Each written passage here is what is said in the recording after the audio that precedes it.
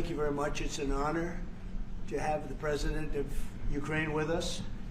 We've had a lot of good discussions, a lot of good talks, and I think progress is being made, very substantial progress in many ways. We had a good meeting, as you know, just a short while ago with the President of Russia, and I think there's a possibility that something could come out of it, and today's meeting is very important. We have, I guess, the seven very powerful leaders from Europe, and we're going to be meeting with them right after this meeting, and thank you very much for being here. Thank you so much, Mr. President. If I can, first of all, thank you for invitation, and thank you very much for your efforts, personal efforts to stop killings and stop this war. Thank you, and using this opportunity, many thanks to your wife, First Lady of the United States. She sent a letter to Putin about our children, abducted children, and my wife, she, First Lady of Ukraine, she gave the letter. It's not to you, to your wife. Oh, I want it. Yeah. So we are saying this sensitive topic, yes, please. And thanks to our partners, and that you supported this format, that after our meeting we can have leaders who are around us, UK and France, Germany, Italy, Finland, EU, NATO, I mean all partners around Ukraine supporting us. Thanks them, and thank you very much for invitation. Thank you very much for being here. President Trump. Do you think it's fair? Yes, Peter, go ahead. Thank you, President Trump. So, President Zelensky, you say in a post on X today, Russia must end this war, which it itself started. President Trump, you say President Zelensky of Ukraine can end the war with Russia almost immediately if he wants to. Which is it? Yeah, I think that's true. I think we're going to have a meeting. I think if everything works out well today, we'll have a trilat. And I think there will be a reasonable chance of ending the war when we do that. And is this the end of the road for American support for Ukraine? Is today's meeting deal or no deal? I can never say that. It's never the end of the road. People are being killed, and we want to stop that. So I would not say it's the end of the road. No, I think we have a good chance of doing it. It's been almost 4 years now that a lot of people were killed last week. A lot of people last week. I mean, millions of people killed, but a lot of people last week for whatever reason. A big number, a lot of soldiers, on both sides. And I know the president, I know myself, and I believe Vladimir Putin wants to see it ended. And as you met with Putin on Friday, today you got President Zelensky here. As you listen to Russia and Ukraine, which side has the better cards? Right Well, now? I don't want to say that. I'm just here to be. Look, this isn't my war. This is Joe Biden's war. He's the one that had a lot to do with this happening, and we want to get it ended. And we want it to end good for everybody. We want it to end good. The people of Ukraine have suffered incredibly. President Zelensky, are you prepared to keep sending Ukrainian troops to their deaths for another couple years, or are you going to agree to redraw the maps? Thank you for your question. So, first of all, we live under each day attacks. That today have been a lot of attacks and a lot of wounded people, and the child was dead, small one year and a half. So we need to stop this war, to stop Russia, and we need support American and European partners, and we will do our best for this. So, and I think we show that we are strong people, and we supported the idea of the United States, of personally of President Trump, to stop this war, to make a diplomatic way of finishing this war, and we are ready for trilateral, as President said. This is a good signal about trilateral. I think this is very good. Thank you. Mr. President, if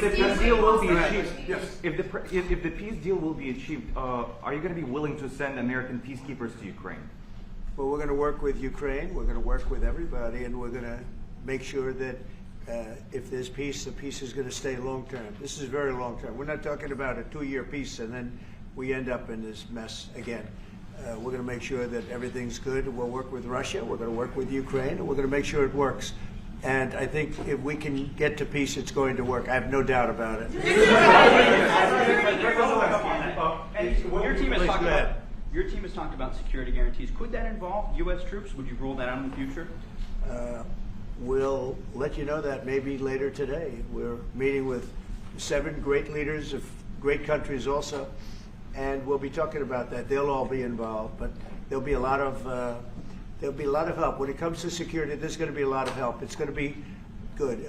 They are first line of defense because they're there. They're Europe, but we're going to help them out also. We'll be involved. Yes. Mr. President, Vladimir Putin mentioned that the war will not end without addressing the root causes of this war.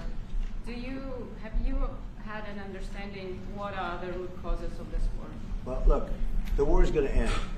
When it ends, I can't tell you, but the war is going to end, and this gentleman wants it to end, and Vladimir Putin wants it to end. I think the whole world is tired of it, and we're going to get it ended. It was, I've done 6 wars. I've ended 6 wars, and I thought this maybe would be the easiest one, and it's not the easiest one. It's a tough one. A lot of reasons for it, and they'll be talking about it for a long time, but they'll be talking about the others. Look, India, Pakistan, we're talking about the big places. When you look at, you just take a look at some of these wars. You go to Africa and take a look at that. Rwanda and the Congo, Republic of the Congo. That's been going on for 31 years. And so we've done a total of 6, and we really have 6, not including the fact that we obliterated, and it turned out to be a total obliteration, the nuclear, as you said, the future nuclear capability of Iran. And this one, I think we're going to get solved also. I feel confident we're going to get it solved. Like guarantees or like the special envoy put forward. Thanks, Mr. President. Can you tell us about your conversations with European leaders and what they need to see to support an end to the war? Yeah, well, we're going to be meeting with a great representative group and 7 very powerful, very big countries and great people, all friends of mine and friends of yours. And we're going to have some suggestions made. They want to see peace. They would like to see peace. Go ahead, please. In the red. President Trump, do you think it's fair for Ukraine and for Russia to achieve a lasting and durable peace if Ukraine cedes its territories that Russia hasn't yet conquered? Do you think it's a fair peace for Ukraine? We're going to have a lasting peace. Just to answer the first part of your question, we're going to have a lasting peace. I hope it's going to be immediately. I hope it doesn't have to go on. And I think people of the whole world is going to be very happy when that's announced. Yeah, please. Mr. President, you posted on social media, Mr. President, a very touching letter from the First Lady. And the letter was hand-delivered to President Putin. And it calls for an end to the war, essentially, because of the children and the children's future. Why did the First Lady feel that letter was necessary? Was it because she believes that Mr. Putin is the aggressor in the war? Is a similar letter being hand-delivered to President Zelensky? So the First Lady felt very strongly. She's watched the same thing that you watch and that I watch. I see things that you don't get to see, and it's horrible. But when she's got a great love of children, she has a wonderful son that she loves, probably more than anybody, including me. I hate to say it, but she loves her son. She loves children, and she hates to see something like this happening. And that goes for other wars too. I mean, she sees the heartbreak, the parents, the funerals that you see on television. Always funerals. We want to see something other than funerals. No, she felt. It was a beautiful letter. It was very well received by him. And she did ask me to say, she would love to see this end. She would love to see it end. And she says it very openly, very proudly, and with great sorrow because so many people have been killed. Last week, Brian, go ahead, Brian. Yes, sir. I've got a question for each of you. First of all, Mr. President Zelensky, you look fabulous in that suit. I said the same thing. Yeah, you look good. I said the same thing. Yeah. Isn't that nice? That's the one that attacked you last time. See, now he's. I remember that. You look wonderful. No, my first question for you, But President you Zelensky. are in the same suit. You see, I changed, you are not. Maybe yours is much better. Yes, Real please. quickly, upon peace, God willing we get peace, are you open to holding an election in your country? Yes, of course. We are open for election, yes. We have to do safety circumstances. And a little bit, we need to work in the parliament, because during the war you can't have elections, but we can do security. We need, maybe, how to say, we need a truth, yes, everywhere, in the battlefield, in the sky, in the sea, yeah, to make possible for people to do democratic, open, legal elections. So you say we're ready. during the war you can't have elections. So let me just say 3.5 years from now. So you mean if we happen to be in a war with somebody, no more elections? Oh, that's good. I wonder what the fake You like news this is. idea? No, this is No. Speaking of news, I got a question for you. This sounds insane for me even to ask this. But do you think the American media really doesn't even want a peace deal? Because they've been so critical of you every step of the way as you lead the charge for peace. It's an amazing phenomenon. I said that if in the settlement you got Moscow, St. Petersburg, and thousands of miles around them, they would say I made a bad deal. The level of hatred and animosity is incredible. Not with all. I mean, we have great people up here. We also have terrible people up there that I think are told what to say. But, you know, in solving all of these wars, they don't even write about it. You know, I saw major wars. I saw wars that have been going on for 31, 35, and 37, and a couple of quicker ones. One that was going to go into a full-blown deal very quickly. You know what the one I'm talking about. It was a big one. But they don't even write about that. No matter what I do, no matter what, and you know, this is not anything to do with you. It's probably to your advantage in a certain way. But no matter what I do, no matter what deal I make, from my standpoint, you'll come out good. Maybe President Putin will come out good. But they'll say, Trump was absolutely horrible. It's just that, and I've lived with that for a long time. I've lived with it since just before the first election. I used to get great publicity. Now I get the worst publicity anyone's ever gotten in office, but I won in a landslide, so that people understand. They're the only ones that count, ultimately. But I've also had great reporters. I've had journalists that are very good. But it's very sad when you do the right thing. As an example, they said, because of the fact that Vladimir Putin came to American soil, this was a tremendous defeat for Donald Trump. No, it was really wonderful that he did it. It was a hard thing for him to do, to be honest with you. It was the opposite of what they said, but they said it. Now, if he didn't come, they'd say that was also bad for Trump. You know, there's no way. And there's just a great dishonesty of the press, and I think that's why it's lost its credibility. You know, its credibility is at an all-time low. We have a thing going on right now in D.C. We went from the most unsafe place anywhere to a place that now friends are calling me up, Democrats are calling me up, and they're saying, sir, I want to thank you. My wife and I went out to dinner last night for the first time in 4 years, and Washington, D.C. is safe, and you did that in 4 days. I'll tell you, it's safe. I had another friend of mine, he has a son who's a great golfer, he's on tour, and he came in fourth yesterday in the big tournament where Scotty Scheffler made the great shot, and he said his son is going to dinner in Washington, D.C. tonight. I said, would you have allowed that to happen a year ago? He said, no way, no way. He said, what you've done is incredible. And I think the people realize it. But the press says, he's a dictator, he's trying to take over. No, all I want is security for our people. But people that haven't gone out to dinner in Washington, D.C. in 2 years are going out to dinner. And the restaurants the last 2 days were busier than they've been in a long time. Thank you. I walked around yesterday with MTG. If you can walk around with DC with MTG and not be attacked, the city is safe. Yes. Thank you, Mr. President. Last week you warned of what you called severe consequences if a 30-day ceasefire or any type of ceasefire were not agreed to by Russia Will there be severe consequences? Does that change because of I don't think you need a President- ceasefire. You know, if you look at the 6 deals that I settled this year, they were all at war. I didn't do any ceasefires. And I know that it might be good to have, but I can also understand strategically why, well, you know, one country or the other wouldn't want it. You have a ceasefire and they rebuild and rebuild and rebuild, and, you know, maybe they don't want that. But if you look at the 6 deals that we made peace and you know, long-term, long-running wars, I didn't do any ceasefires. Would I like the concept. You know, I like the concept of a ceasefire for one reason, because you'd stop killing people immediately, as opposed to in 2 weeks or 1 week or whatever it takes.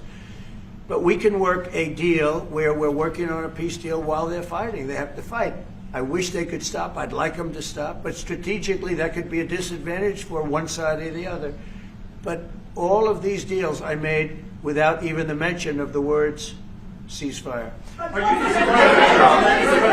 Zelensky, Can you explain the decision to offer Ukraine Article 5 like security guarantees, but stop short of pushing for their full membership? Yeah, well, we haven't done anything on that yet. If you look back and you go back long before President Putin, it was always a statement that they would never allow Ukraine into NATO. So that was a statement that was made, but we haven't discussed any of that yet. We're going to be discussing it today, but we will give them very good protection, very good security. That's part of it. And the people that are waiting for us, they are, I think they're very like-minded. They want to help out also. Thank you, President Trump. The United States has already given hundreds of billions of dollars to this war effort in Ukraine. Biden. At best, it is a stalemate, and the killing continues. So, President Trump, how much more is the United States willing to give Ukraine?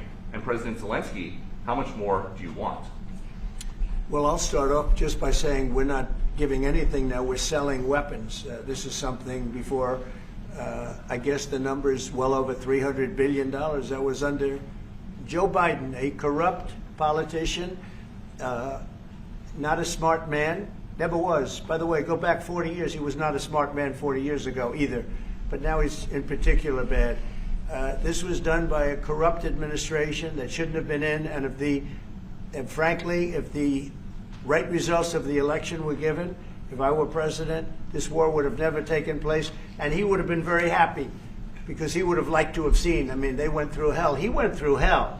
This war would have never happened, and the people that were killed, a couple of million people, a lot of people with soldiers and everything else, and the people that have been displaced and forced into other areas and other countries because of what's happened, none of that would have happened.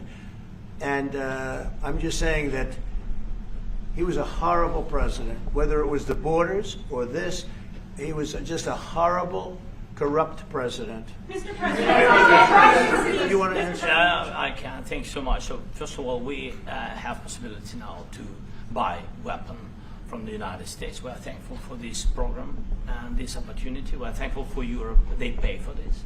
And through NATO program, for example, Pearl and etc., we have some programs where we can have some money to finance this. And this is a part, I think, it's not a part for the war and to defend us. It also will be a part for security guarantees, to strengthen our army, to rearm Ukrainian army. This is very, very important. And it depends how much money we need to rearm. For example, the question of air defense, we spoke about it with President Trump, and I'm happy that we have now bilateral decisions and we work on it with production, American production. Nobody in Europe has so many air defense like Patriots, for example. We need it very much, and this is also about defending. And I think, I think the good news, we make the best military equipment in the world by far. You mentioned the Patriots. How good are they? Systems. We have systems, they're literally 100% foolproof. And it's really like shooting 2 bullets, 2 bullets hitting each other in the air in a space like this. The chances, 100%. It's 99 to 100%. So we sell the equipment to NATO. And NATO does what, I don't know what the arrangement is that you have with, but I know that they want you to have the equipment. And we're getting the best equipment in the world, but they pay us for the equipment. Under Biden, it was just crazy what was going on. I believe the number is over 300. I think it could be $350 billion worth of equipment and money and everything else. And we've made more progress in settling this war in the last 2 months than they made in 4 years. This should have been settled a long time ago, but it should have never happened. Yeah, please. You pushed out on social media. All right, Brian, go first. You pushed out on social media about doing away with mail-in ballots and potentially electronic voting machines. Can you explain on that? How? Well, that's a very off-topic. Just really quickly, mail-in ballots are corrupt. Mail-in ballots, you can never have a real democracy with mail-in ballots. And we, as a Republican Party, are going to do everything possible that we get rid of mail-in ballots. We're going to start with an executive order that's being written right now by the best lawyers in the country to end mail-in ballots because they're corrupt.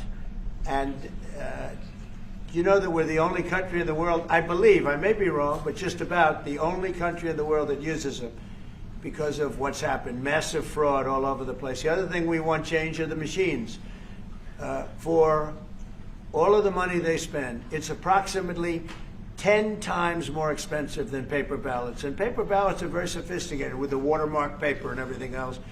We would get secure elections. We'd get much faster results. The machines, I mean, they say we're going to have the results in 2 weeks. With paper ballots, you have the results that night. Most people, many countries use paper ballots. It's the most secure form. So between paper ballots, very, very important, paper ballots, and I think maybe even more important, the mail-in voting. We're going to end mail-in voting. It's a fraud.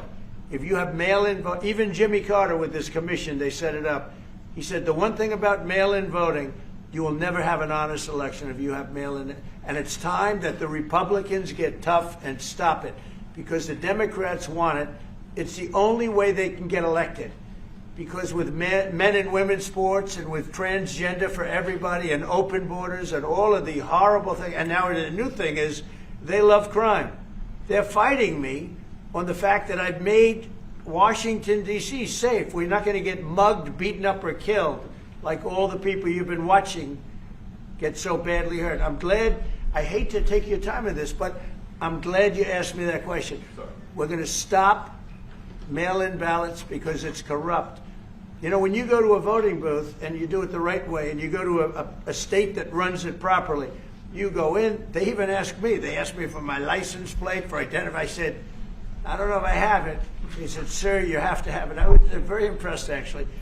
But it's very hard to cheat with mail-in voting. As you know what happens in California, it's so corrupt, where some people get 5, 6, 7 ballots delivered to them. Now, we got to stop mail-in voting, and the Republicans have to lead the charge.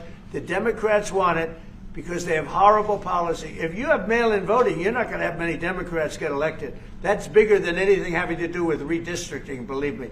And the Republicans have to get smart. We're not going to have a country.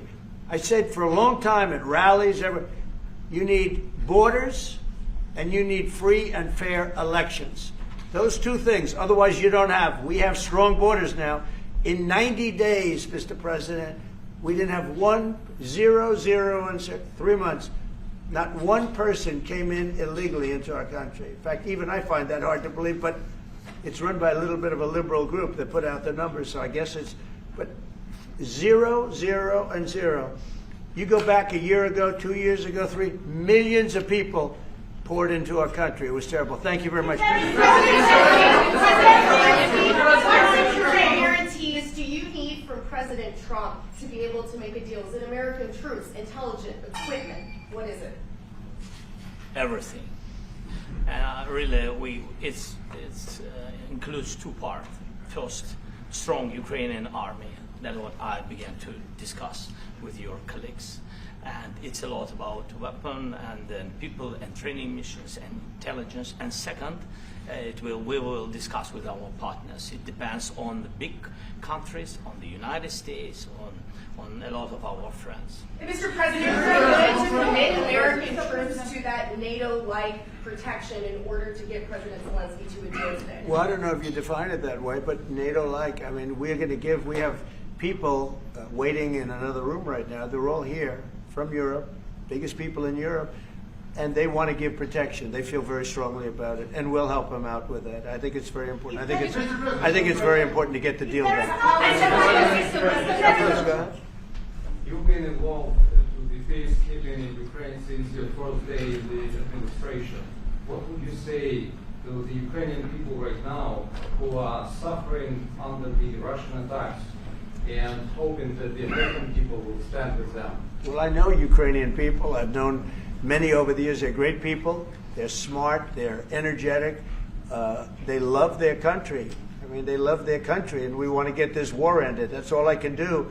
I love the Ukrainian people, but I love all people. I love the Russian people. I love them all. I want to get the war stopped. Very important. Was there any aspect of your discussion with Vladimir Putin that left you disappointed? Look, we just spoke to, I was just telling the president, I just spoke to President Putin indirectly, and we're going to have a phone call right after these meetings today. And we may or may not have a trilat. If we don't have a trilat, then the fighting continues. And if we do, we have a good chance. I think if we have a trilat, there's a good chance of maybe ending it. But he's expecting my call when we're finished with this meeting. Thank you very much, everybody. Let's go. Thank you.